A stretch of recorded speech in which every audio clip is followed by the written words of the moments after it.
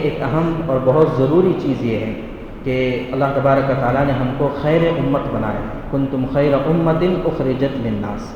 ہم ساری انسانیت کے لیے نکالے گئے تھے، تأمرون بالمعروف وتنہون عن المنکر، کہ نیکیوں کو پھیلانا اور برائیوں کو روکنا یہ ہماری ذمہ داری تھی۔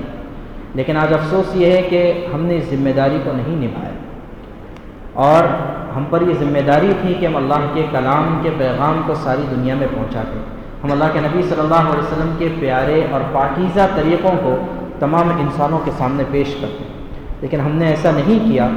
تو اس کا نتیجہ یہ ہوا کہ آج جو ہے کوئی کہیں سے بھی کھڑا ہوتا ہے، کہیں سے بھی اٹھ جاتا ہے، اور اللہ کے نبی صلی اللہ علیہ وسلم کی شان اقدس میں اور شان رسالت میں نازیبا الفاظ کہتا ہے اور برے طریقے سے آپ کا ذکر کرتا ہے۔ یقیناً اس کی ہم جتنی بھی برائی کرے، جتنا بھی احتجاج کرے کم ہے، لیکن اگر غور کریں تو صحیح بات یہ ہے کہ ہم نے چونکہ اپنی دعوت کا فریضہ انجام نہیں دیا، اس وجہ سے آج جو ہے وہ انجانے میں یا جانتے ہوئے ہماری اور ہمارے نبی صلی اللہ علیہ وسلم کی مخالفت کر رہے ہیں۔ تو ایک بہت اہم اور ضروری چیز یہ ہے کہ ہم اللہ کے نبی صلی اللہ علیہ وسلم کی سیرت کو اپنے برادران وطن کے سامنے پیش کریں۔ اس میں بہت آسان طریقہ دیکھیے، ہم میں سے ہر ایک کے تقریباً ہمارے برادران وطن سے تعلقات ہوتے ہیں اور شناسائی ہوتی ہے، لین دین ہوتا ہے، معاملات ہوتے ہیں ایک دوسرے کے ساتھ۔ تو کیا یہ ممکن نہیں ہے کہ ہم جہاں ہزاروں سینکڑوں باتیں اپنے کاروبار کی، اپنے لین دین کی کرتے ہیں، اڑوس پڑوس میں بھی رہتے ہیں، وہاں ہم چند باتیں اللہ کے نبی صلی اللہ علیہ وسلم کی سیرت کی ان کے سامنے پیش کریں؟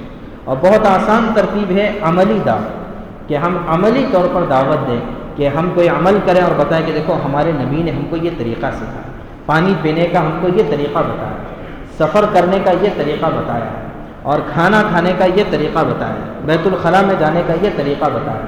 ہم کوئی خود کام کر کے دوسروں کو یہ بتا سکتے ہیں کہ دیکھو کہ ہمارے پیارے صلی اللہ علیہ وسلم نے ہمیں یہ طریقہ بتلایا ہے، ہم اس پر عمل کرتے ہیں۔ کیا اتنا کام ہم نہیں کر سکتے؟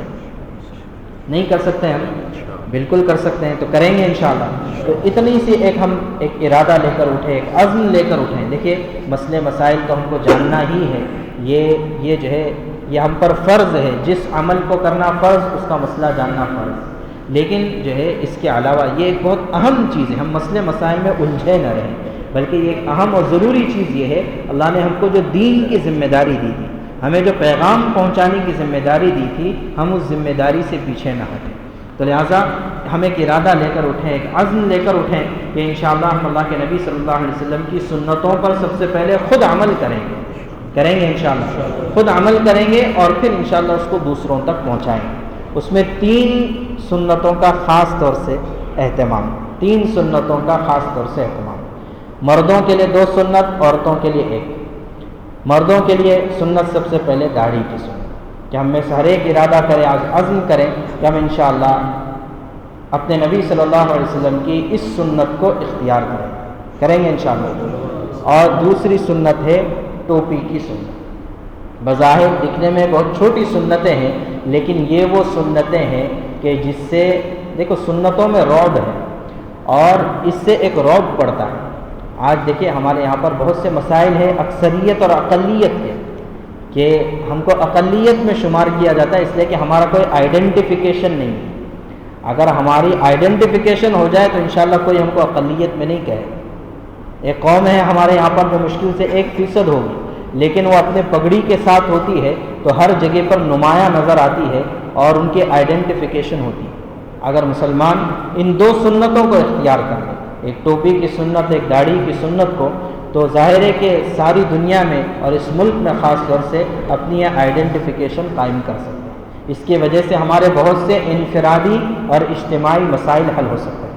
اور تیسری عورتوں سے متعلق جو سنت نہیں بلکہ وہ فرض ہے، وہ ہے پردے کا عمل، کہ ہم پردے میں آ جائیں تو انشاءاللہ ہماری مستورات پردے میں آ جائیں تو بہت سے ہمارے انفرادی مسائل بھی، ہمارے اجتماعی مسائل بھی حل ہو سکتے ہیں۔ یہ تو میں نے 3 ایسے ہی بتا دیے، ویسے ہر سنت قابل عمل ہے، اور ہر سنت ہے اس وجہ سے تاکہ اس پر عمل کیا جائے، سنت چھوڑنے کے لیے نہیں ہے، سنت عمل کرنے کے لیے۔ تو انشاءاللہ سب ارادہ کرتے ہیں